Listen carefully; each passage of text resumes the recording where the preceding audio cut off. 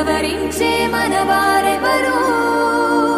కళమారుతున్న జీవితం కలతలోకి జారన కలలు గన్న కనులకు నీటి చెమ్మ తగిలెనా వెలుతురైన ప్రతిదినం చూపుతోంద వేదన